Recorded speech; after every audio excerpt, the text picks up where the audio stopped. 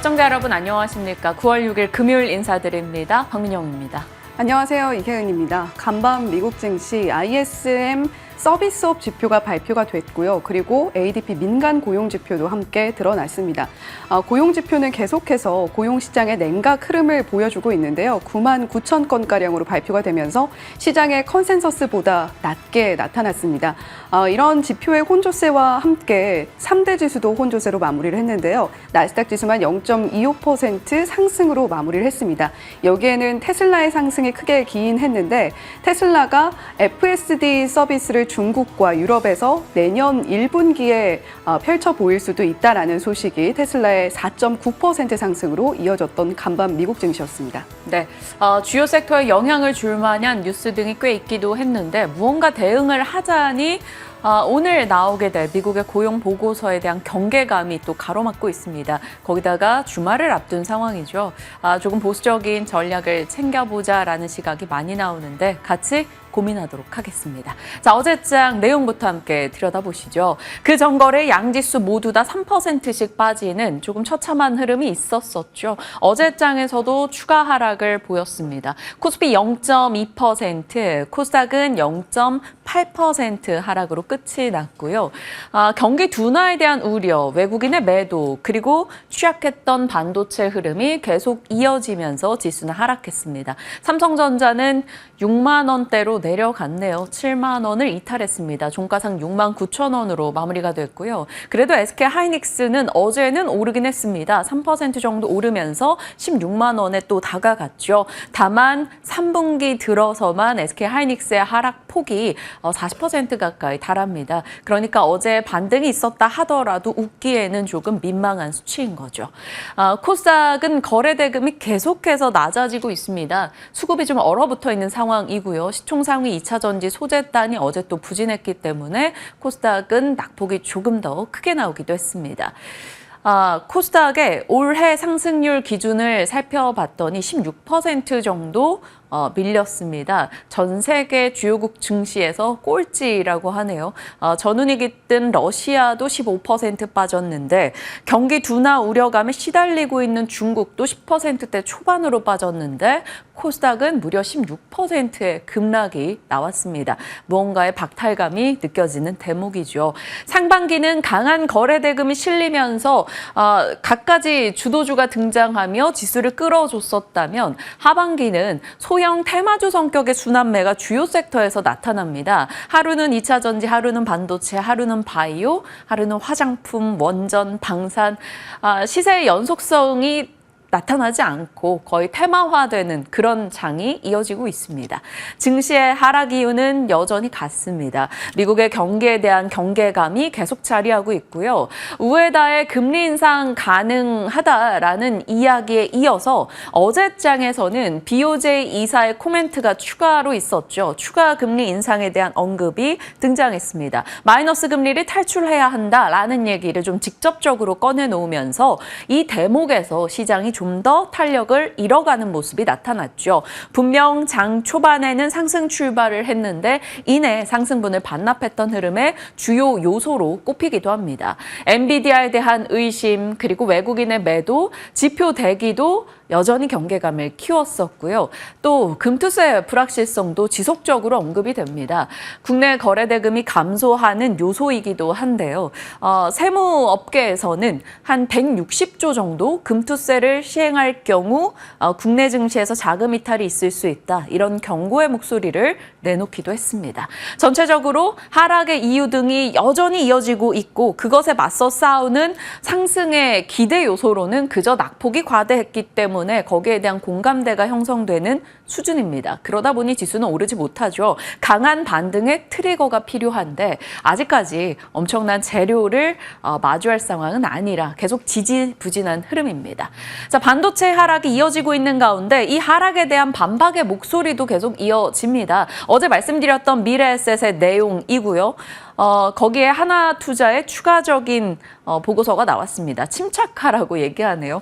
정말 다운사이클에 진입했을까? 그러기에는 서버 수요 둔화에 명확한 근거가 없다. 그리고 레거시 DDR4 등에 대한 재고 우려, 어차피 DDR5로 전환되고 있기 때문에 DDR4는 공급이 제한되고 있는 상황이다. 이렇게 반박을 하고 있습니다.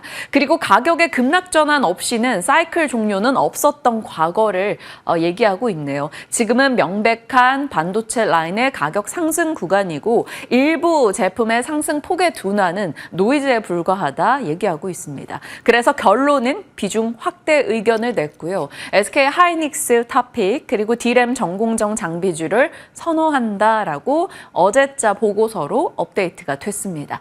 자, SK 하이닉스야 우리 다 아는 내용이니까요. 전공정 장비에 대해서 한번 찾아보고자 내용을 열었는데 마치 연결되는 보고서처럼 한국투자증권의 보고서가 있었습니다. 전공정 장비, 그래, 논리는 이해가 되는데 잘 골라야 한다라는 점을 강조하고 있습니다. 과거 대비 전공정의 혁신으로 전체 칩의 성능을 증가시키는 데는 이제 어느 정도 기술적 한계에 도달했다라는 거죠. 그래서 후공정이 부상했던 이유기도 하고요. 과거에는 반도체 업사이클에 대한 기대감이 있을 경우 빠르게 이 장비 투자가 선행되었었는데 지금은 그렇지 않다라는 겁니다. 실제로 작년부터 업사이클에 진입했던 D램이지만 올해 7월에서나 전공정 장비 등의 신규 장비 투자가 있었다라는 거죠. 전공정 장비의 리드 타임이 6개월에서 12개월이다 보니까 그것을 염두에 두고 미리 선행 투자를 했었었는데 이제는 그렇지 않다. 고객사들이 굉장히 신중해져 있다라는 점을 꼽고 있습니다. 그리고 중국의 저사양 D램이 중국 반도체로 적극적인 대체가 되고 있어서 과거만큼 국내 반도체 수출이 그렇게 넉넉하지 않을 것을 경고하고 있습니다. 당연한 성장이 없기 때문에 성장하는 전공정 장비주는 소수가 될 것이다. 이렇게 얘기하고 있네요. 그래서 잘 골라야 한다라며 양쪽의 모멘텀, 그러니까 메모리와 비메모리의 양쪽의 모멘텀을 갖고 있거나 고객사가 굉장히 다변화되고 있거나 전공정과 후공정 장비를 모두 취급하거나 이런 쪽에 모멘텀이 있는 기업들 위주로 꼽아줬습니다. 주성 엔지니어링, PSK, 유진테크를 언급했고요. 주성 엔지니어링과 유진테크에 대해서는 목표 주가를 유지했습니다. 반면에 PSK는 목표가를 일단 올려잡는 흐름이었는데 지금으로서 가장 부담 없는 선택지다라는 언급이 있었고요. 신규 장비 도입이 늘고 있고 D램 3사가 모두 고객사라는 점을 얘기하고 있습니다. PSK 최근 흐름 한번 보실까요? 굉장히 처참한 시세를 보여주고 있습니다. 얼마 전까지만 해도 그래도 3만 원권 위에서 언저리 돌았었는데 지금은 2만 원대 초반까지 내려와 있고요. 어제장에서도 4% 하락했습니다. 이게 정말 부담 없는 선택지일지 아니면 추가 하락이 열린 종목에 너무 빠른 섣부른 대응일지는 고민해 봐야겠습니다만 이런 보고서가 있다라는 내용을 같이 전달드렸습니다.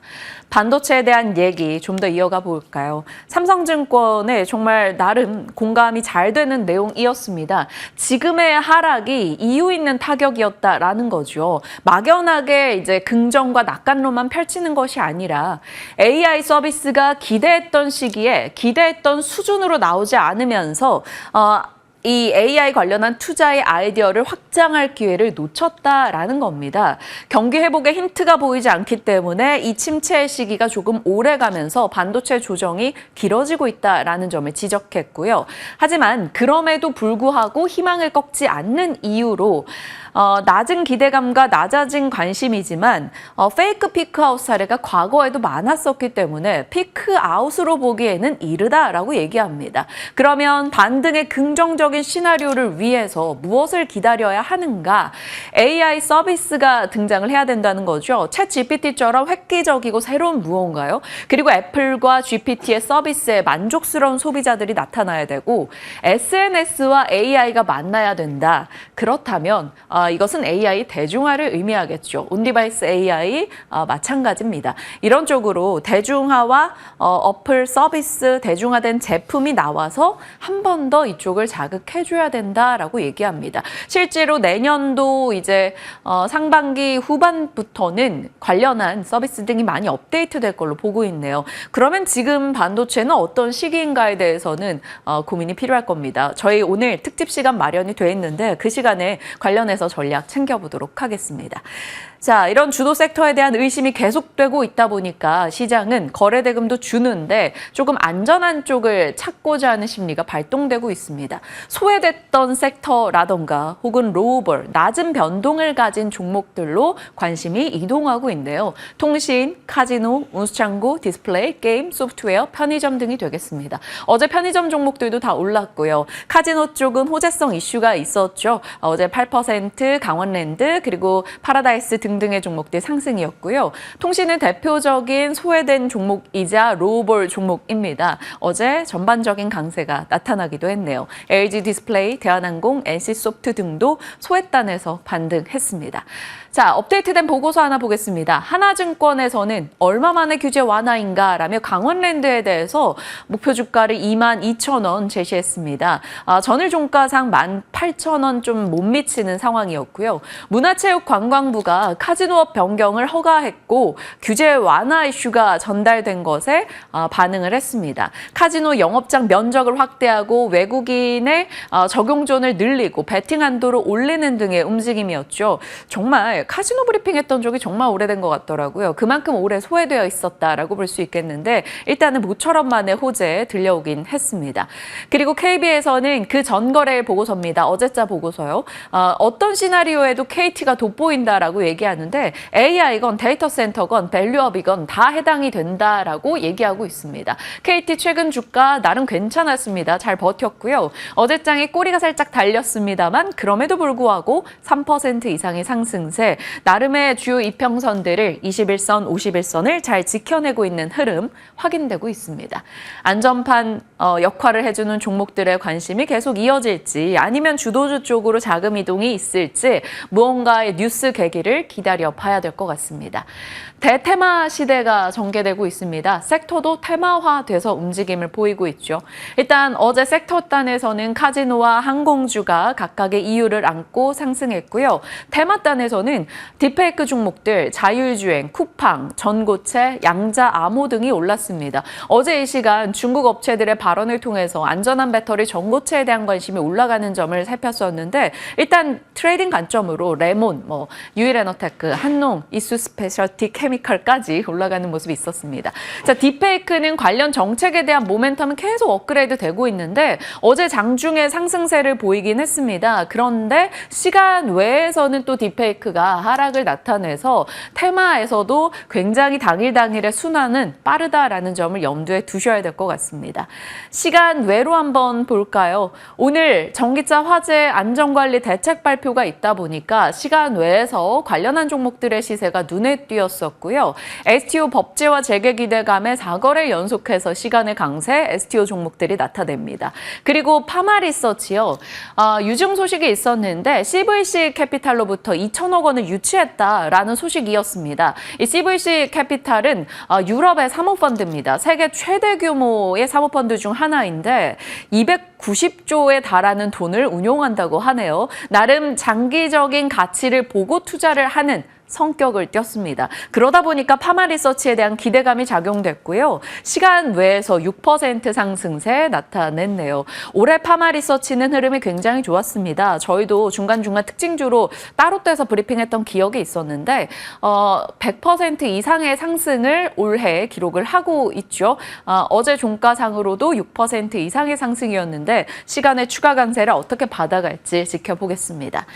자, 시간 외에서 딥페이크, 보안, 자율주행, 물류 쪽은 하락했는데 자율주행의 노란불로 제가 표시를 해놨죠. 잠시 후에 이슈 추가적으로 전달드리겠습니다. 자, 뉴욕 증시로 넘어왔습니다. 3대 지수 혼조 마감이었는데요. 고용 데이터 등이 부진했습니다. ADP 고용 신규 실업수당 청구가 모두 전달 대비 줄어들고 예상치를 하회했습니다. 지금은 고용의 냉각은 두 가지로 해석이 되죠. 금리 인하를 하겠구나 혹은 경기 침체구나인데 그 경기 침체구나 내러티브로 가지 않기 위한 하나의 조치가 바로 ISM 서비스업이 괜찮았다라는 것을 시장이 갖다 붙인 겁니다. 그래서 고용은 둔화되고 있는데 경기가 침체될 정도는 아니야. 여기에서 나름 상승하는 흐름이 있었어요. 다만 오늘 밤에 발표될 고용 동향 보고서를 앞두고 경계감으로 인해서 매물 출회가 있었고요. 결국 혼조 마감을 나타냈습니다. 그럼에도 불구하고 나스닥은 빨간불을 켠 이유는 테슬라를 비롯한 빅테크 업체들의 선전이었다라고 볼 수 있겠죠. 테슬라와 그 밖의 종목들의 각계 전투, 종목 장세가 전개되고 있습니다. 종목별로 한번 들여다볼까요? 테슬라, 중국과 유럽의 FSD 도입에 대한 기대감이 한껏 부풀었습니다. 테슬라의 AI팀에 내년도 상반기 FSD 중국의 규제 승인을 받을 수 있을 것이다. 이런 언급이 있었고요. 그 덕분에 올라섰죠. 테슬라는 5% 상승세. 아마존은 자사 플랫폼에서 인도 수출 업체의 판매량이 늘 것이라는 기대감 속에 2.6% 올라가며 나스닥 상승에 다소 큰 영향을 끼쳤습니다. 자, 애플도 상승했는데요. 아이폰 차기작에 대한 이벤트가 목전에 와 있다 보니까 그 기대감이 등장했는데 마침 타이밍 좋게 폭스콘이나 호나이 등에서 매출이 괜찮게 나왔습니다. 그래서 매출 아이폰도 괜찮으려나 이런 기대감이 작용한 거죠. 마침 하웨이의 출시 지연 이슈까지 더해지며 0.6% 상승했습니다. 자, 헬스케어 쪽은 혼조를 띄었는데 일라이릴리가 다소 많이 빠졌습니다. 노보노디스크도 2%, 일라이릴리가 3% 하락이었죠. 비만 치료제 공급 부족에 대한 우려가 노보노 측에서 나오면서 일라이릴리도 그런 것이 아닌가에 대한 불안감이 자극됐고요. 소형 바이오 업체가 알츠하이머 관련한 임상 실패 소식을 전했습니다. 그러다 보니까 알츠하이머 치료제에 대한 효능과 부작용에 대한 우려가 촉발됐고요. 일라이릴리나 바이오젠 등에서도 알츠하이머 치료제를 내놨던 바가 있기 때문에 같이 좀 엮여서 영향을 받지 않았나 시장은 이렇게 해석합니다. 일라이릴리 3% 정도 밀려났네요. 그 밖에 뉴스로는 미국의 대중국 반도체 수출 규제 도입 뉴스가 있었습니다. 그러다 보니까 퀄컴, ASML 등의 종목들 반도체 내에서 좀 부진했고요. 브로드컴이 시간외에서 가이던스 부진 소식을 전했죠. 시간의 하락이 더 진행이 되면서 이때 제가 대본 쓸 때보다 더 진행이 됐어요. 6%까지 떨어지는 모습 나타났습니다. 반도체는 하락은 일단은 좀 진정됐으나 반등은 하지 못하는 상황이 계속 이어지고 있습니다. 오늘의 키는 전장 쪽이었던 것 같아요. 테슬라의 자율주행에 대한 기대감이 자극되면서 테슬라가 이렇게 상승불을 켜줬고요. 니오나 리비안 등도 각각의 호재로 인해서 올라갔습니다. 유가가 계속 떨어지고 있죠. 나흘째 하락을 기록하고 있다 보니까 비용 절감 이슈로 인해서 항공주의 상승 모멘텀이 되는데 마침 또 제트블루가 가이던스를 상향 조정해서 항공주 올랐습니다. 어제 국내에서도 대한항공, 진에어 등이 상승했죠. 헬스케어는 앞서 말씀드린 대로 비만 치료제 등의 이슈로 인해서 좀 내려가는 종목들이 있었는데 반면에 머크는 또 개별 호재로 인해 상승하는 모습, 다소 엇갈리는 모습이 나타났습니다. 자, 자율주행으로 시작해보죠. 얼마 전부터 자율주행 관련한 뉴스가 좀 많이 업데이트되고 시간 외에서도 일부 시세 등이 꽤 나고 해서 자율주행을 계속해서 추적을 하고 있던 상황이었죠. 8월 28일 방송 내용입니다. 애플, 웨이모 이런 흐름을 놓고 봤을 때 자율주행의 일정이 조금 다가오고 있다는 점을 짚어봤었고 관련해서 자율주행은 언제나 테슬라가 자극하는 하나의 섹터이기도 했죠. 테슬라가 자극하는 건 2차 전지, 로봇, 반도체, 우주, 자율주행, ESS 등이 되겠는데 최근 들어서는 자율주행과 ESS 관련한 뉴스가 많이 나오고 있습니다. 테슬라 X의 공식 계정에 테슬라가 내년도 1분기에 중국, 유럽에서 FSD 완전 자율주행을 출시할 걸로 예상된다. 이런 얘기가 나오면서 자율주행 모멘텀이 자극됐는데요. 작년에 정말 많이 보여드렸던 이 내용입니다. 결국 테슬라 생태계는 전기차를 파는 것에서 충전 생태계를 통해서 다른 업체들의 데이터를 흡수하게 되고 완전 자율주행을 가기 위한 자율주행 데이터를 모아가고 있다. 결국 테슬라가 그리는 빅피처는 어떤 차를 타든 소프트웨어는 테슬라를 쓰는 것이다라는 거였죠. 애플이 단순 아이폰으로 돈을 버는 것이 아니라 애플 내에 있는 어플리케이션 이런 소프트웨어로 돈을 버는 것에 빗대서 결국 테슬라가 소프트웨어로 돈을 버는 것을 축적하고 있다라는 점을 얘기했었습니다. 거기다가 지금 이런 자율주행 뉴스가 계속 대두되다 보면 이것이 또 결국은 반도체를 자극하지 않을까 싶은데요. 자율주행이 되기 위해서는 고성능 AI 칩이 필요하고 고용량 그리고 대역폭의 메모리가 필요할 겁니다. 장기적으로는 이런 모든 우리가 꿈꾸는 미래 산업에는 반도체가 따라와야 된다라는 스토리가 조금씩 강화돼 주길 기다려 보겠습니다. 자율주행 종목으로는 이렇게 분류를 해드리는데 시장에서 많이 거론하는 쪽은 라이다와 통신기술 솔루션이 그래도 단기 트레이딩 관점으로는 많이 언급되고 있고요. 조금 중장기 관점으로는 보통 소프트웨어와 카메라 쪽을 찝고 있죠. 어제 SOS랩 차트 한번 열어볼까요? 광주 쪽에서 자율주행 관련한 소부장의 특화단지를 조성한다. 이런 뉴스가 있었습니다. 그러면서 SOS랩 장중 차트 한번 열어봐 주시죠. 어제장 11% 상승이었었는데 그 상승이 1시 넘어가서 이 광주의 자율주행 특화단지 뉴스에 반응하면서 급등으로 전환이 됐고 모트렉스 등의 종목도 마찬가지입니다. 장 끝까지 이 상승폭을 유지한 상황에 시간에는 살짝 흔들렸으나 밤사이 뉴욕장에서 FSD 관련한 소식이 전해졌다라는 점에서 추가적 모멘텀을 받을 수 있을지 자율주행의 단기 트레이딩의 전략 한번 고민해 보시길 바랍니다. 자, 자율주행이라는 것을 키워드로 놓고 고민했을 때는 결국 또 다른 영역으로 FCBGA나 열관리 부분도 체크할 필요가 있겠습니다. AI는 고성능의 칩렛 등을 요구하죠. 그러면서 기판을 더 넓게 만들어 가야 됩니다. 기판 성능을 끌어올려야 되는데 언제나 그러면 FPGA가 떠오르긴 합니다. FPGA는 기판 내에서 AI나 자율주행, 데이터 서버 등을 커버하는 기판으로 알려져 있죠. 국내에서는 삼성전기, 이노텍, 심텍, 대덕전자, 코리아 서키트가 기판사인데 이 중에 FCBGA를 하고 있는 업체들 요 정도, 그리고 검사 장비 업체는 인텍 플러스 등을 꼽을 수 있습니다.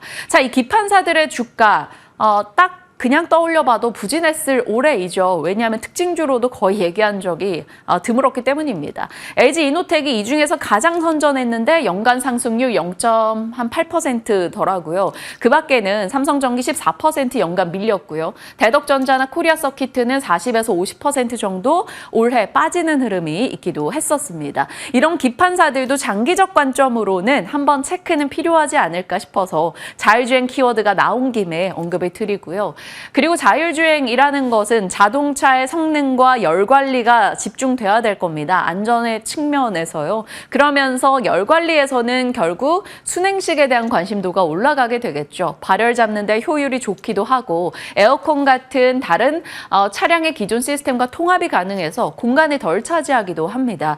그러면 순행식에서는 요즘 많이 거론되는 게 ESS 쪽의 한중 NCS인데 이런 종목들이 다시금 관심을 받게 될 수 있을지 궁금합니다. 일단 어제장에서는 4% 정도 상승하기도 했네요. 자율주행이라는 키워드에서 달려가고 있고요. 계속해서 발열 관련해서 효율을 올리거나 아니면 발열 관련해서 안전하거나 이런 쪽으로 관심이 분산됩니다. 상반기에는 사실 발열에 대한 효율을 올리는 쪽, 유리기판, 액침 냉각 혹은 전력기기 이런 쪽에 관심이 높았다면 하반기는 배터리 화재 사건 이후 이 발열 관련한 안전 문제 관심도가 올라가죠. 오늘 전기차 화재 대책 발표가 일정으로 자리하고 있다 보니까 어제 시간 외에서 배터리 포비아 관련한 종목들이 상승이었습니다. 민테크 시간에 상한가 기록했고요. 그리드위즈, 나노팀, 파라텍, 소방 진압 관련한 종목이기도 하죠. 이런 종목들이 올라갔네요. 전기차 화재 극복 테마는 배터리 열폭주 방지, 냉각, 하이브리드, 충전, 전고체, 추적 이렇게 분류를 해서 언제나 보여드리고 있는데요. 오늘은 이쪽에서 테마 시세가 이어질 수 있을지 확인해 보시죠. 그 밖에 테슬라가 자극하는 뉴스 중에 하나, ESS를 추가해 보도록 하겠습니다. 이런 뉴스가 보이더라고요. 미국 조지아주에서 테슬라가 6천억 정도의 메가팩 주문을 확보했다라는 겁니다. 뭐 규모나 이런 뉴스보다는 ESS에 대한 필요성이 대두되고 있다라는 측면에서 넣어봤고요. 7월경에 일론 머스크가 수년 동안 ESS 사업은 전기차보다 더 빠르게 성장할 것이다. 이런 점을 짚기도 했었습니다. ESS는 사실 신재생의 좀 불확실한 전력 조달을 잘 저장해서 안정적인 공급을 할 수 있다라는 대목으로 많이 거론이 됐었는데요. 그 언제나 앞단에서 ESS를 자극하는 건 테슬라이기도 했었습니다. ESS 관련한 종목들이고요. 많이 거래가 됐던 거는 과거 요 정도였다. 이렇게 정리하겠습니다. 시장의 연결고리까지 살펴봤고요. 오늘은 가장 중요한 고용동향 보고서 대기 모드에 들어갈 겁니다. 그리고 IFA 세계 최대 가전 전시회가 진행되고 있는데 관련해서 삼성이 또 여기에 음성 비서 관련한 기능을 선보인다 이런 내용도 등장하기도 했습니다. 추석 전후의 트리거는 매번 보여드린 요 내용들 참고하시면 되겠습니다. 자, 시장에 대한 이야기 풀어봤고요. 섹터 들어가겠습니다. 요즘 굉장히 다양한 섹터가 순환을 보이고 있는데 그중에 많이 거론되는 것 중 하나가 또 원전이죠. 네, 거론은 많이 되는데 주가가 영 좀 지지부진한 흐름을 보여주면서 좀 답답함을 느끼시는 분들 많으실 것 같습니다. 모멘텀들 어떤 것들이 있고 종목들은 어떤 것들이 있는지 한번 좀 정리를 해봤는데요. 함께 보시죠. 자, 부푼 기대감이 원전주들 끌어올려주지 않을까 지속적으로 두드리고는 있는데 영 주가가 심상치 않게 흘러갑니다. 특히 어제 한전산업 9.8% 내렸고요. 한전 KPS, 한전기술, 두산에너빌리티, 원전 주요 종목들이 모두 일제히 내림세를 보였습니다. 물론 최근에 시장의 흐름 자체가 워낙에 좀 답답한 흐름을 이어가고 있기 때문에 원전 관련주들도 이러한 흐름을 피해갈 수는 없었는데 한전산업의 9% 넘는 급락세는 좀 컸죠. 최근 5일 흐름을 들여다보면 한전산업은 분명히 상승 흐름을 나타냈습니다. 아무래도 체코 원전의 최종 계약에 대한 기대감 그리고 체코와 우리 정부가 계속해서 소통을 하는 과정 속에서 기대감이 부풀었던 것이 이렇게 최근 5일간의 시세로 반영이 됐는데 사실 이러한 기대감 대비 주가는 영 시원치 않게 흘러가고 있는 것이 사실입니다. 9월 4일 이후에 이렇게 급등하는 모습을 보여줬던 한전산업과 그 밖에 다른 기업들도 살짝씩 오름세를 보여주기는 했는데요. 그럼에도 불구하고 주가는 계속해서 이렇게 흘러가는 부분들 어떻게 우리가 좀 점검해 보면 좋을지 내용들 체크해 보겠습니다. 자, 갈대 같은 그대 체코의 마음인 것 같습니다. 체코 원전 수주일지를 좀 들여다보면요. 2016년부터 시작이 됐던 상당히 오랜 프로젝트입니다. 2016년에 입찰 예비문서 제출을 했고요. 2022년 3월부터 입찰을 개시를 했습니다. 그리고 2022년, 2023년 거쳐서 2024년 들어서 이제 우선 협상자로 이 대한민국의 팀 코리아가 선정이 됐는데요. 체코 국가안보보좌관이 한국과 원전 사업의 최종 계약 체결을 확신한다라는 긍정적인 코멘트가 나오면서 관련주들 주가도 살짝씩 웃음을 짓는 모습을 보여줬습니다. 그런데 체코 반도점 당국은 미국과 프랑스의 이의 신청을 받아들여서 한수원의 원전 수주 관련해서 검토 착수하겠다. 이 검토 과정이 얼마나 걸릴지 모르고 상당히 오랜 시간이 소요될 수도 있다라는 코멘트가 함께 덧붙여졌는데요. 체코 원전 최종 계약만 이제 남겨두고 있구나라는 좀 긍정적인 시그널을 기대했는데 그와 함께 여러 가지 잡음들이 계속해서 체코 원전 일지의 잡음으로 노이즈로 끼어들고 있습니다. 자, 그렇다면 체코의 이런 갈대 같은 마음 외에 또 하나 발목을 잡고 있는 것은 없는지 저희가 들여다봐야겠죠. 웨스팅하우스는 한수원이 뭔가 수주를 따낼 때마다 계속해서 태클을 걸고 있는 미국 기업 중에 하나입니다. 1987년에 한전이 웨스팅하우스와 기술 전수를 계약을 맺었고요. 그리고 오랜 시간을 거쳐서 이제 우리 기술로 모든 원자로를 건설을 할 수 있는 3대 핵심 기술을 확보를 했습니다. 원천 기술 국산화에 성공한 건 2001년에서 2016년 좀 오랜 기간에 걸쳐서 우리의 원천 기술을 확보하는 데 성공을 했고요. 그런데 2022년 웨스팅하우스가 한수원의 IP 소송을 제기를 합니다. 우리의 기술을 가지고 너희가 수주를 했다면 이 부분이 부당하지 않느냐라는 것이었는데 그 이후에 2023년에 한미 정상회담을 계기로 분쟁이 잘 봉합이 되는 듯 했는데요. 정부가 9월 5일이었습니다. 체코 원전에 웨스팅하우스 설비를 쓰는 방안을 검토 중이다라는 코멘트를 내놨습니다. 오롯이 우리 기술로 가능한 모든 부분들이 있음에도 불구하고 웨스팅하우스에 설비를 쓰는 것을 검토 중이다라고 좀 선제적으로 정부가 발표를 한 것인데요. 15년 전에도 아랍에미리트 바라크 원전 수주 당시에 원자로 냉각제 펌프, 터빈 기자재 같은 주요 부품은 웨스팅하우스로부터 구매를 하는 방식으로 이러한 분쟁을 약간씩 봉합을 하는 모습을 보여줬던 과거 우리 정부였습니다. 그런데 그때와는 상황이 다른 것이 체코 원전에 공급이 되게 될 APR-1000 원자로의 경우에는 원전 설계 핵심 코드, 냉각제 펌프, 원전 계측 제어 시스템 같은 이 3대 핵심 기술이 우리 기술로 모두 가능한데 정부가 이러한 이야기를 먼저 꺼내는 것은 지나치게 좀 숙이고 들어가는 것이 아니냐 이런 이야기도 함께 나오고 있습니다. 원전 관련해서 주요 서비스를 제공을 하는 한전 KPS, 한전 산업 같은 기업들은 그래도 주가가 나쁘지 않게 흘러갔는데 중소형 원전주들까지 훈풍이 깃들기 위해서는 이러한 부분들이 반드시 해결이 돼야 된다라는 이야기가 함께 흘러나오고 있는 이유입니다.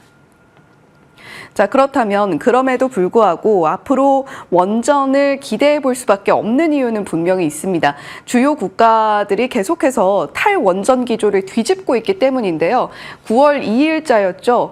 박 앵커님이 정리해 주신 연결고리 내용을 들여다보면 체코에서 잭팟을 터뜨린 K원전이 슬로바키아, 네덜란드, 도미노 수주도 기대가 된다라는 이야기 전해주셨고요. 스위스도 7년 만에 원전 금지를 풀었다.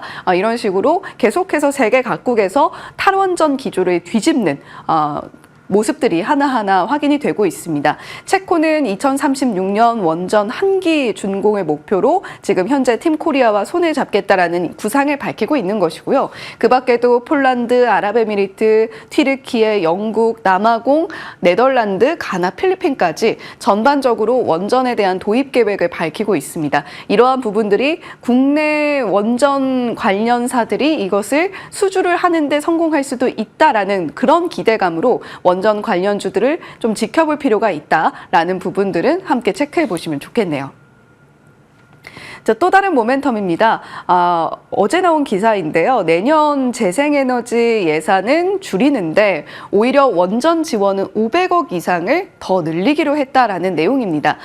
재생에너지의 원전 산업 지원 예산 추이를 들여다보면 재생에너지는 2024년에 6,196억 원을 지원을 받았는데 2025년 그러니까 내년이 되면 확연하게 줄어드는 모습을 보여주고 있습니다. 반면에 원전은 올해는 1,172억 원이 그리고 내년에는 1,669억 원이 지원이 되게 될 예정인데요. 이 가운데에서도 조금 상세하게 들여다볼 부분은 재생에너지 중에서 태양광에 현재 편중이 많이 되어 있는 이러한 부분들을 좀 해소하겠다. 따라서 해상풍력 발전 지원 예산을 대폭 늘리겠다라는 부분은 우리가 함께 투자 포인트로 지켜볼 만한 부분일 겁니다. 원전 산업 지원 예산은 특히 소형 모듈 원전인 SMR 제작 지원센터 구축 등의 42%를 증액한다라고 하는데요.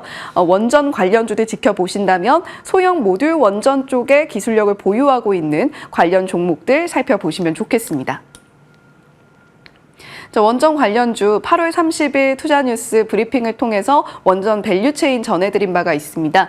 설계로는 한전기술, 주기기 제작, 두산에너빌리티, 부품 제작, 그리고 설계, 조달, 건축하는 건설주들도 함께 지켜보시면 좋겠고요. 유지와 해체 작업을 하는 이러한 관련 종목들까지 정리를 해봤습니다. 그와 함께 좀 상세하게 어떤 부분들 우리가 원전 관련주 지켜볼 때 보면 좋을지 보조기기, 주변기기 쪽에서 효성중공업이 변압기 담당을 하고 있고요. 각종 계측기는 우진, 방사선 관리는 오르비텍 같은 종목들이 영위를 하고 있습니다.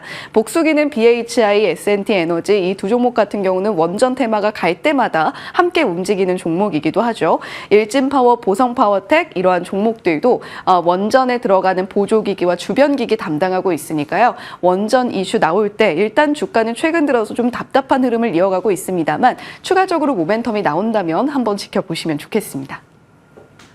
당일의 브리핑이 사실 오늘 매수입니다 이런 의미가 아니죠. 그냥 이런 뉴스가 나오고 있고 미리 좀 살펴둘 종목은 이런 것입니다 라는 점을 같이 아이디어 공유하고 있습니다. 그리고 시장 전략가분들 모시고 앞으로 방향 설정 같이 이어가도록 하겠습니다. 지금부터 함께 하시죠.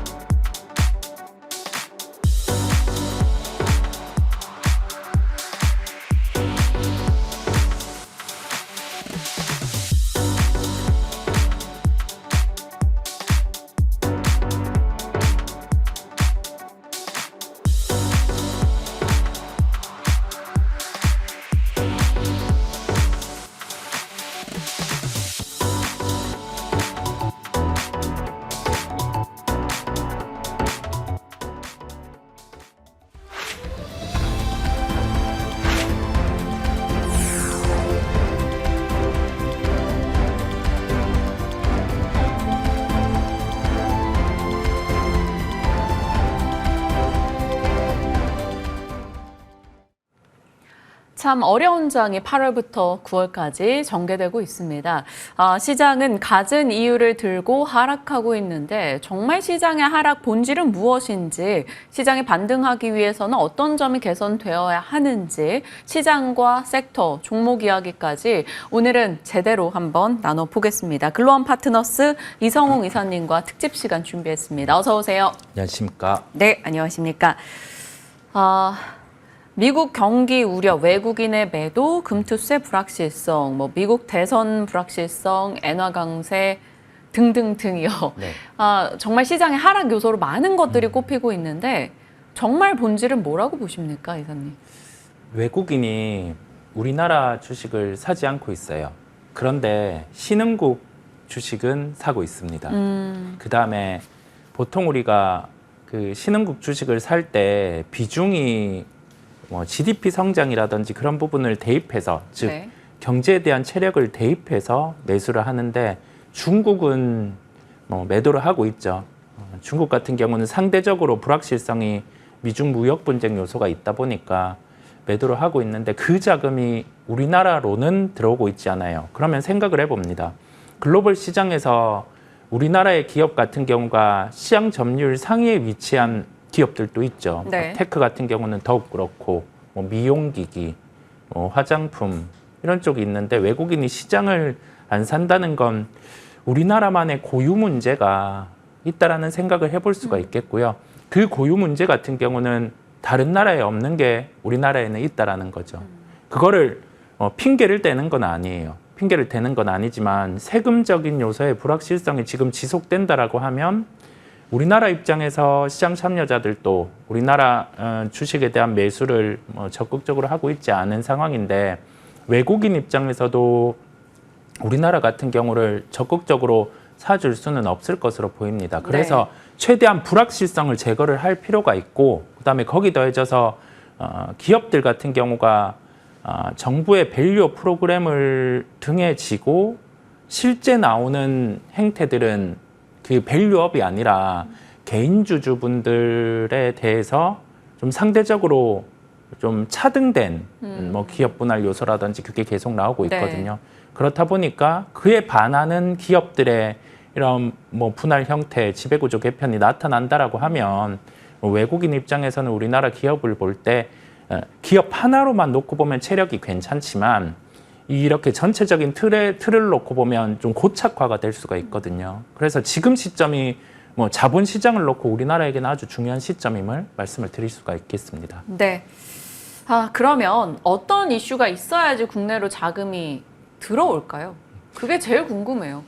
가장 좋은 건 장기 투자라는 점을 할 수 있는 환경을 열어주는 게 가장 좋고요. 그러면 투자에 대해서 시계열을 길게 했을 때 요즘 자주 얘기하는 인센티브 요인을 준다든지 아니면 세제 혜택을 준다든지 그런 하나의 제도가 필요함을 한쪽 구석에 두고, 가장 좋은 거는 실적 체력, 시장의 성장 체력으로 보여주는 거예요. 그런 부분은 지금은 깔고 가고 있으니까 논외로 하고, 현재 계속 이슈되고 있는 금투세 부분 같은 경우를 조속히 마무리를 해야지 우리나라 시장 같은 경우도 다시 자금이 들어올 수 있고, 그 다음에 지금 우리나라만의 고유적인 그 펀드 같은 경우도, 기관 투자자 같은 경우도 공모 외의 사모펀드 같은 경우는 주식시장에서 금투세가 시행되면 사모펀드도 다 죽거든요.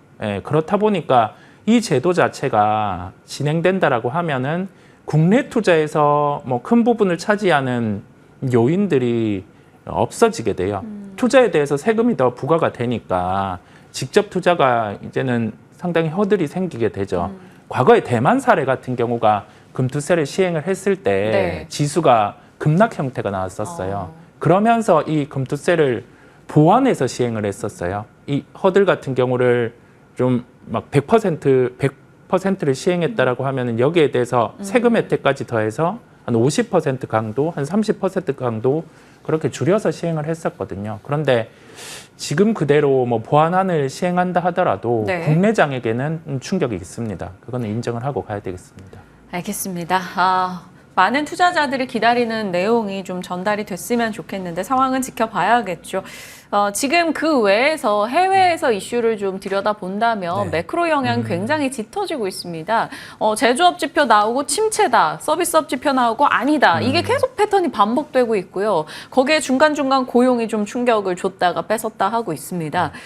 이 데이터들 한번 들여다볼게요. 오늘 또 고용 동향 보고서도 나올 예정이다 보니까요.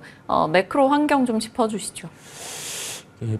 최근에 고용 관련된 데이터들이 오늘의 고용 보고서를 앞두고 다 좋지가 않았어요. 그렇다 보니 어제 나왔던 우리가 고용과 관련된 데이터를 보고도 시장이 좀 충격을 받았다가 이제 제조업 지표 같은 경우가 잘 나오니까 시장은 좀 반등이 나타나기는 했는데 장 막판의 흐름을 보면 아직도 차익 실현이 나타났고 특히 어제는 미국 시장 안에서 헬스케어 업종이 약했어요. 네. 그간 강했던 쪽, 그다음에 시장이 약할 때 상대적으로 강했던 쪽이 차익 실현이 나온다는 건 미국 시장의 참여자들 또한 뭔가 불확실성을 안고 지금 흘러가고 있다는, 불확실성을 회피한다라는 거죠. 오늘 그만큼 고용과 관련된 지표가 조금 불안감이 있습니다. 그렇다 보니까 그게 만약에 뭐 정규 분포를 벗어나는 흐름이 또 나타나면 네. 시장은 급락의 형태도 나올 수 있어요. 즉 급등 급락이 오늘은 가능한 미국 시장이거든요. 홀짝 게임이네요. 네네. 그렇다 보니까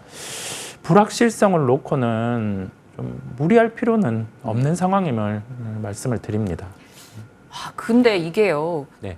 이번도 그렇고 그러면 월요일에 하느냐? 월요일은 또 애플 있고요. 저희 화요일에 선물 옵션 동시에 만기일이고 네네. 또 명절 있어요. 네. 그러면 명절 전까지는 그냥 차라리 손 놓고 대응을 해야 될까요? 개인 투자자들은 어떡합니까? 아니면 트레이딩으로만 집중할까요?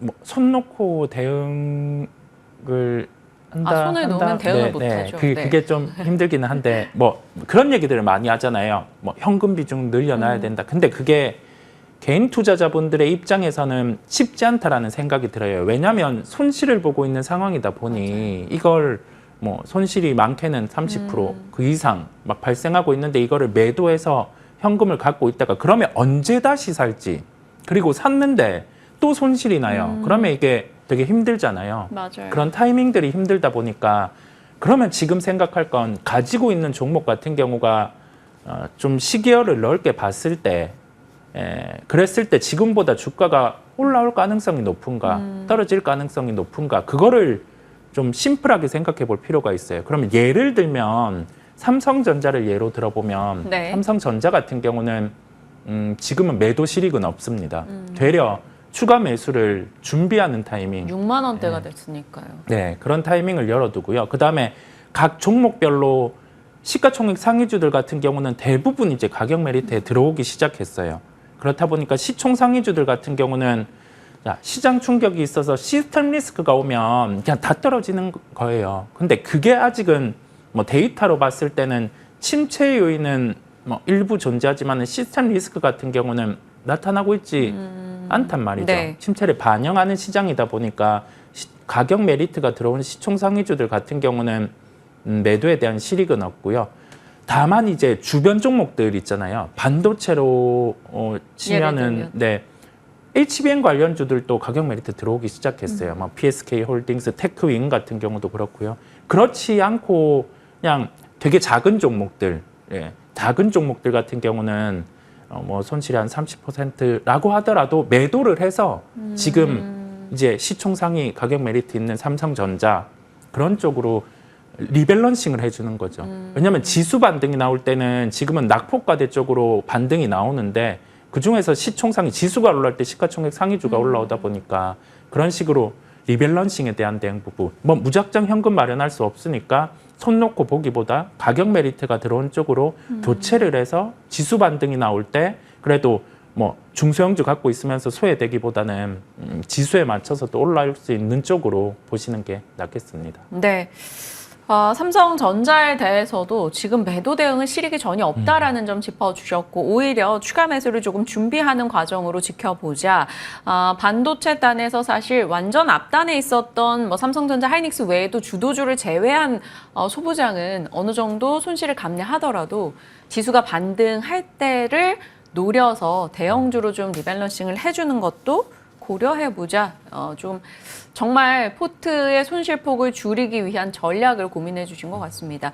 섹터 뉴스가 시작된 만큼 저희 섹터로 곧장 이어가 볼게요. 그러면 반도체 따는 설명을 해주셨고요. 2차 전지 얘기 좀 해보겠습니다. LG 엔솔이 끌고 갔던 한동안의 시세가 있었단 말이죠. 그러다가 그쪽도 결국에는 그냥 순환매한 과정이었나 요 정도로만 인식이 되곤 있는데 그래도 분위기가 연초보다는 확실히 좋아진 것 같아요. 금리 인하도 깔리기도 하고요. 어떨까요, 2차 전지? 셀 업체들의 추세 흐름이 다르기는 합니다. 그러면 시장에서 주가가 강할 때는 뭔가 달라진 게 있는지를 찾아봐요. 가장 좋은 달라짐은 실적에 대한 부분이 이제는 하반기로 갈수록 좋아질 가능성이 있다라고 하면은 이 추세를 유지하는 거고요. 그렇지 않고 그냥 다른 요인이 있었다라고 하면은 그 요인이 상대적으로 둔화될 때 주가는 또 변동성이 커질 수 있습니다. LG에너지 솔루션에서 컨퍼런스 콜을 최근에 진행했어요. 진행하면서 했던 멘트가 상반기보다는 이제 하반기에 우리가 매출 볼륨이 증가한다라는 점을 내비쳤고 마진은 우선은 그 볼륨의 증가만큼 비례해서는 올라올 수 있을 것으로 보인다라고 했습니다. 즉 실적에 대한 톤업을 한 거죠. 그러면서 외국인 투자자 입장에서는 LG에너지 솔루션과 함께 중국의 그 배터리 기업들을 비교를 해보니 밸류에이션을 비교하기보다 최근에 해리스 후보의 그런 약간 전기차 관련된 규제도 그렇고 이게 전기차 관련된 규제가 아니죠. 이 정책을 변경한다라는 점이 타겟이 중국이거든요. 타겟이 중국인 요인이 있다 보니까 그와 관련해서 이 구조 개편의 요인에서 우리나라 수혜를 찾아보면 배터리 셀 쪽, 이 영향까지 함께 있었던 것으로 보입니다. 자, 그 다음에 거기 더해져서 우리가 하나의 다른 변수가 있을 때 이 변수가 마무리될 땐 주가의 탄력성이 덜해질 수 있는데 기관 투자자 입장에서 상반기에 반도체로 수익을 확보를 했어요. 자, 그리고 어떤 업종이 중립 이하로 포트폴리오 비중이 되어 있을 때 중립 정도로 채우면 시가총액 상위주의 탄력에 따라서 시장만큼의 복제는 가능합니다. 시장 이상도 가능하겠죠.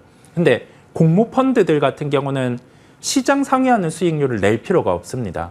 지수만 따라가면 되거든요. 지수 추종. 그런데 지금 하반기에 됐을 때 반도체를 포트에 채우기에는 뭔가 뚜렷함이 없죠. 상반기에 그만큼 수익 났으니. 그러면 이거를 밸런스 조절을 한다라고 하면은 중립 이하로 있는 어떤 업종의 비중을 중립 정도로 채우면 시장 정도는 따라갈 수 있어요.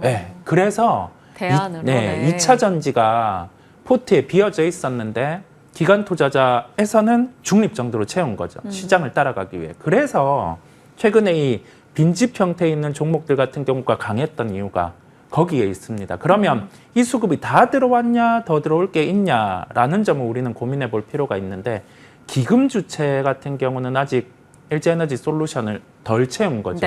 그렇다 보니까 LG에너지 솔루션이라든지 다른 기업을 살펴보실 때 수급의 주체를 볼 필요가 있고 기금 주체 같은 경우가 수급 강도가 이어지는지를 보시면 LG에너지 솔루션의 주가 흐름의 좀 하나의 추측으로 보실 수가 있겠습니다. 와, 정말 이제 투자할 때 수급을 볼 때 저희가 좀 파악해 볼 수 있는 중요한 팁을 좀 주시지 않았나 생각이 듭니다. 그러면요, 이사님이 생각할 때는 요즘에 많이들 관심 두는 게 소외주, 로우볼 전략 혹은 바텀업 전략 이런 건데요. 이런 딴에 많이 들어가는 게 게임, 소프트웨어, 2차 전지, 항공도 들어가고 운수창고 다 있습니다. 가장 좀 이 로우볼 전략을 했을 때 괜찮아 보이는 쪽이 어디? 소프트웨어 쪽이 아무래도 이제 애플의 신작이 나오고 나서 AI를 적용한 그런 하나의 케이스다 보니까 그 다음에 오픈 AI 쪽 같은 경우도 그 다음에 다른 기업들도 상반기와는 다르게 하반기 이제 과금 체계 구축을 통해서 우리가 돈을 버는 걸 보여주겠다라는 거를 멘트를 많이 하고 있어요. 이 이유가 반도체 쪽이 깨졌잖아요, 최근에. 그 다음에 소프트웨어 쪽도 반도체의 영향을 받다 보니까 주가들이 빠질 수밖에 없어요. 근데 기업 입장에서 특히 미국의 기업 입장에서는 그 주가 어찌 보면 인센티브 성과와 연관되는 면이 강도가 더 강하기 때문에 이걸 더 빠지면 안 되다 보니 그 AI 업체들이 시장의 우려가 돈을 못 번다는 게 문제면 우리가 여기에서 번다는 걸 보여주겠다. 이거를 이제 드라이브를 하고 있거든요. 그런데 우리나라 기업들은 과금은 해오기는 했어요. 네. 해오기는 했는데 이 모멘텀이 해외 기업들이 돈을 버는 걸 보여주면 우리나라는 이미 과금을 해온 형태고 하다 보니 뭐 모멘텀이 하나 더해져서 빠져있는 주가들이 좀 올라올 수는 있는 거죠. 그런 소프트웨어라는 게 지금 네이버, 카카오 쪽 얘기가 아니라 AI 소프트웨어 쪽을 그렇습니다. 말씀하시는 네, 거죠? 그렇습니다. 한국 네네. 뭐 폴라리스 오피스, 네. 마음 AI 뭐 네. 이런 종목들이요. 네, 네. 알겠습니다. 그런 맥락에서 좀 추가적인 전략을 주셨고 저희가 2차 전지 얘기하다가 오늘의 키는 사실 테슬라의 자율주행 이슈로 4% 이상 올랐다라는 걸 겁니다. 그럼 오늘 장에 또 자율주행 모멘텀이 작용하게 될지 자율주행에 대한 트레이딩이든 혹은 중장기 관점이든 코멘트 해주실 수 있을까요? 아무것도 없는 게 아니라 자율주행은 나아가는 방향은 이제 적용이 되는 면으로 네. 가고 있어요. 레벨 3 이상에 적용이 된다라는 거는 데이터 수집이 이루어지는 게 중요하고요. 데이터 수집 이후에는 최종적으로는 보험에 관련된 부분이 핵심입니다. 차량 회사인가 아니면은 이 자율주행의 소프트웨어를 제공하는 회사인가 어딘가 이 비중 그러니까 과실이 발생했을 때 비중이 최종적으로 정해지면 자율주행은 상용화가 된다라고 보시면 되겠고요. 가는 방향은 목적지는 같은 거죠. 시행이 안 되는 게 아니다 보니까.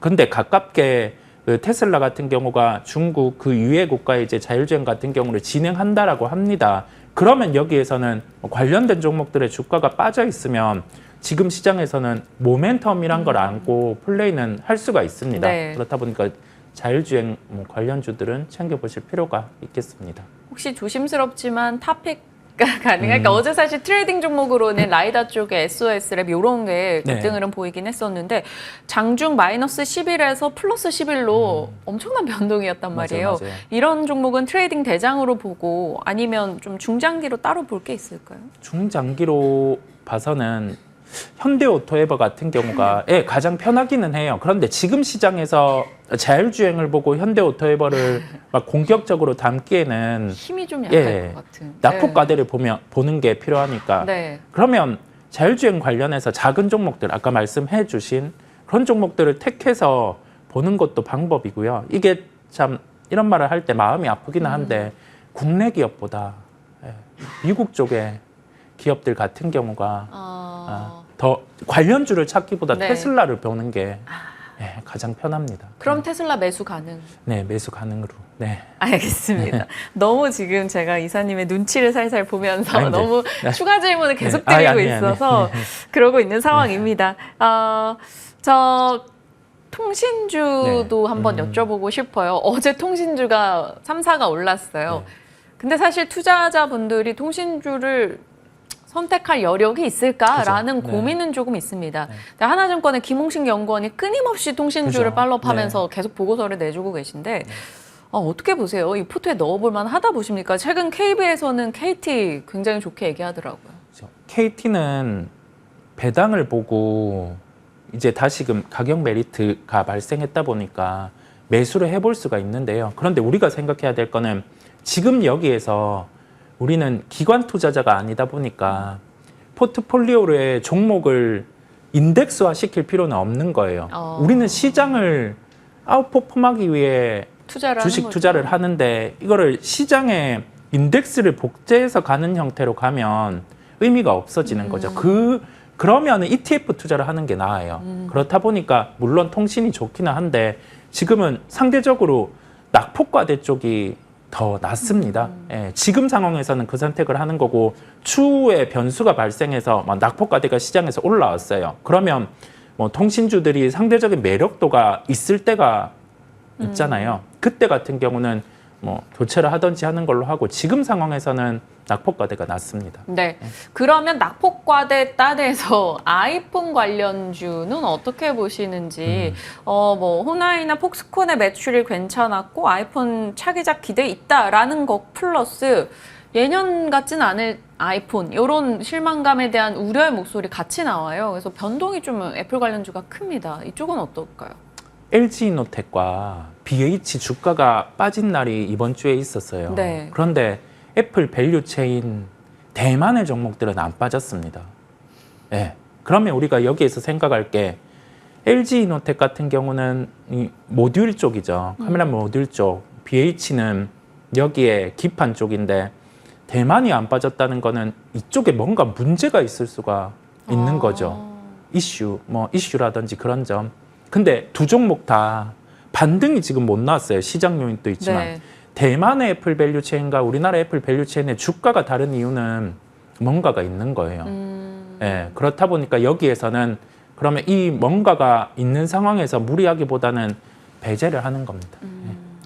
하나씩 이렇게 선택지를 좀 좁혀주고 계셔서 심적으로 굉장히 많은 분이 좀 도움받고 있지 않을까라는 생각도 듭니다. 그러면 지금 이 상황에서 이사님이 보시기에 가장 매수하기 여러 타당성이 있는 종목을 뭘로 보시는지요? 저는 그 과매도권이라는 낙폭과대라는 걸 많이 오늘 말씀을 네. 드렸어요. 네, 그렇다 보니까 저는 삼성전자를 말씀드리려고 합니다. 네, 삼성전자 같은 경우가 낙폭과대에 돌입을 했어요. 그런 요인이 있다 보니까 지금은 뭐 이게 뭐 D램 낸드, 범용 반도체 실적 다 필요 없고요. 낙폭과대 우선 들어왔으니까 지금 시장 안에서는 그 플레이를 하는 거죠. 예, 언제나 해왔기에 이런 네. 하락장에서 그랬을 때는 기술적 반등은 나오니까 충분히 할 수 있다라는 말씀을 드리고요. 우리 월간 기준으로 보면 월간 60선을 한번 대입을 해보시면 될 것 같아요. 지금 딱 HTS를 켜서 월간에 한 60선을 대입을 네. 해보면 보통 그 기준으로 해서 한 3에서 6개월 정도 주가가 하회한 적은 있어요. 그런데 대부분 이거를 회복하고 반등이 나타났습니다. 그 기준이 되는 가격이 한 66,000원 정도거든요. 그런데 지금 일간 기준으로는 과매도권에 진입을 했으니 지금부터 매수가 가능하고 한 66,000원 기준까지 만약에 하락한다라고 하면은 우리가 다른 주식을 매도해서 삼성전자의 비중을 뭐 포트에 한 50% 이상 그렇게 가지고 가도 저는 무방하다라는 생각이 듭니다. 네, 참고하겠습니다. 말씀 주신 내용들 살펴가겠고요. 목표 라인은 8만 원, 그리고 매수 라인은 66,000원, 손절 라인은 6만 원권 주셨는데 만약에 변동이 있을 경우 다른 종목을 매도하고라도 이 종목으로의 리밸런싱을 한번 꾀해보자 이렇게 의견 주셨습니다. 시장 전반과 또 눈여겨볼 종목들 자체에 대해서 저희 살펴봤고요. 시청자분들이 그냥 약간 농담처럼 제가 코를 만지면 상한가를 갈 거다 뭐 이런 얘기를 해주고 계셔서 혹시나 저 미신을 믿는 건 아닌데 같이 이사님 코 한번 만져주시죠. 저요? 네. 코를 뽑아서 드릴 수도 있어요. 코를 뽑아서라도 상한가가 간다면 여러분들에게 제 코를... 상한가를 드리고 싶은 마음은 있다 이렇게 전달하겠습니다. 글로원 파트너스 이성웅 이사님과 함께 오늘 특집 시간 꾸려봤습니다. 고맙습니다. 네, 감사합니다.